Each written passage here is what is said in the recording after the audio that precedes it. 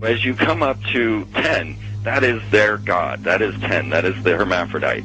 But if you stop at 9 and you skip to 11, skipping God, then you are a Luciferian. Because 11 is the number of the magician. It's the one step above. Once you have accomplished the tree of life, you are now the magician. You are one above 10. But they're doing it by skipping God. That's the symbolism of 9/11.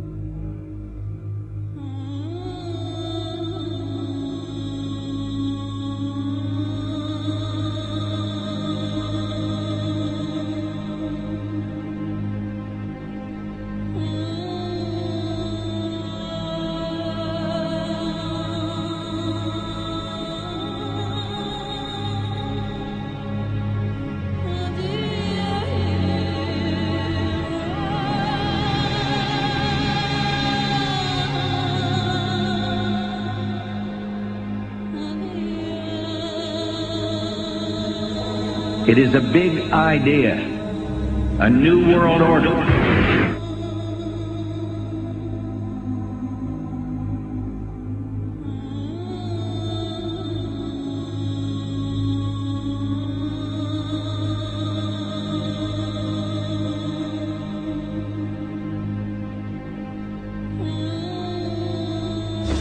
were on assignment. We were supposed to kill two birds with one stone. In Fight Club, Project Mayhem destroys a giant bronze spherical sculpture. This seems an obvious reference to the sphere at the World Trade Center complex. Trust me, everything's gonna be fine. In a pivotal scene reminiscent of 9/11, we see the destruction of skyscrapers and the change of a skyline. Second anniversary of the 9/11 attack on the World Trade Center, George Bush asked for an $87 billion increase in military spending.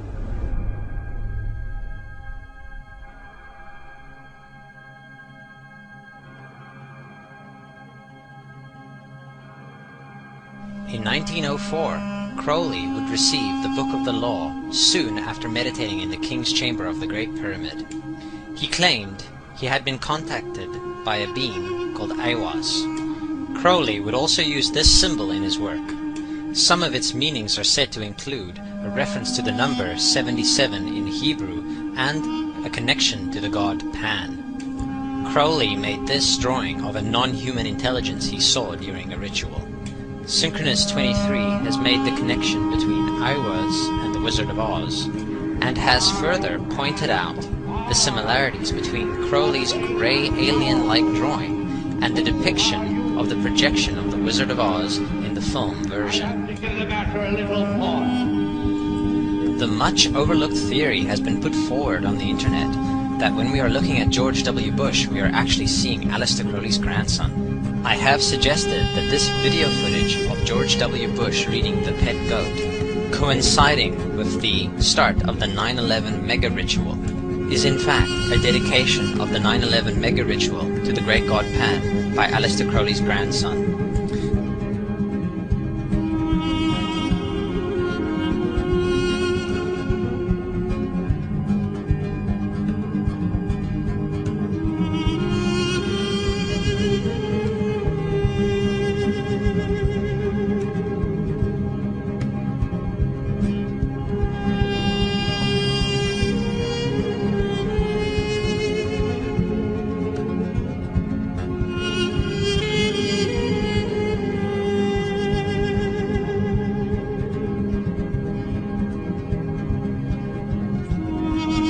Things get a little weird.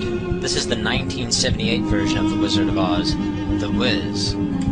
Again we see the Emerald City connected to New York. On arriving at the end of the Yellow Brick Road, Dorothy and her companions go through the circular portal. Through the door we see 3 pyramids. Behind the pyramid shape, in between the pyramid pillars of the World Trade Center, we see the sphere, the representation of the Kaaba.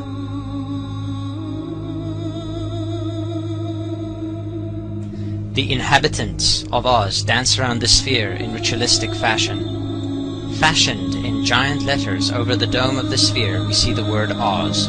Oz, symbols of Pan and Aiwass, seen smack at the heart where the new Aeon was ushered in and where the Stargate was opened.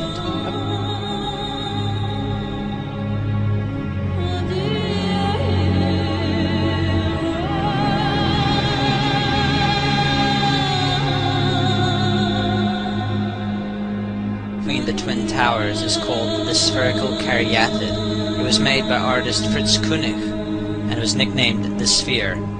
We see that Koenig made this thing in Bavaria, the same place where the Illuminati was founded. The most interesting fact about the placement of the Sphere at the World Trade Center Plaza has to be that architect and designer of the World Trade Center, Minoru Yamasaki, intended the plaza itself to be a representation of the Grand Mosque of Mecca, the Sphere in particular taking the place of the Kaaba.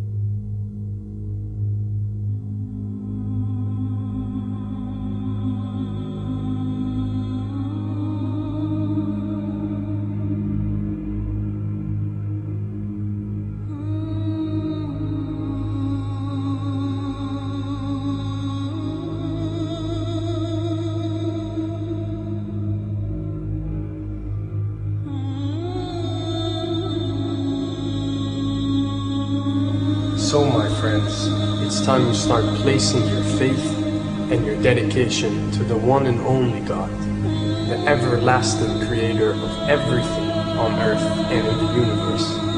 He is greater than anything our minds can comprehend. Do you know how many times Muslims are required to circle the Kaaba when they visit it? 7 times, each counterclockwise. Would you like to know why? You see, what binds us as humans to this life and to this dimension and to this earth is the limits of time and space. We are bound to this dimension and this reality through time and space. Hence, if one wants to leave this dimension or leave this reality, he needs to break away from time and space. So when you visit the Kaaba and you rotate counterclockwise, what is this practice actually doing? It is literally helping you elevate your soul and elevating yourself to break away from time and space so you can touch something so unique and so beautiful and so powerful that it changes your life forever. And if you don't believe me, ask anyone who has visited the Kaaba how he or she felt or how their lives have changed ever since.